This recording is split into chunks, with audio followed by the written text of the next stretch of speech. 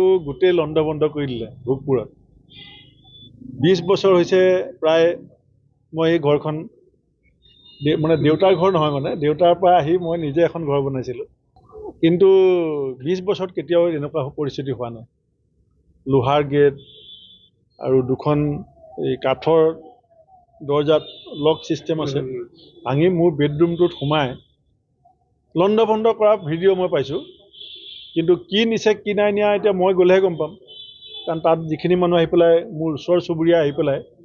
তেওঁলোকেতো ধৰিব নোৱাৰে কি আছে কি নাই আলমাৰি এই যি আছিলে চব মানে তেওঁলোকে চব চেক কৰিছে মোৰ সন্দেহ এইটো এটা ভাবুকি দিবৰ কাৰণে চেষ্টা কৰিছে কাৰণ বহু দিনৰ পৰাই মই এটা নিৰাপত্তাহীনতাত ভুগি আছোঁ আপোনালোকে জানে যে এবাৰ মোৰ ঘৰ ভাঙিব বিচাৰিছিলে গুৱাহাটীত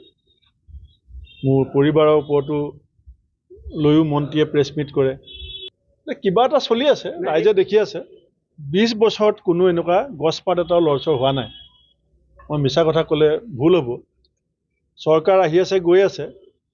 মোৰ ঘৰত কেতিয়াও গছপাত কোনোবা মানুহে হাত দিছে বুলি মই নাভাবোঁ গোটেই ঘৰ লণ্ডভণ্ড কৰাটো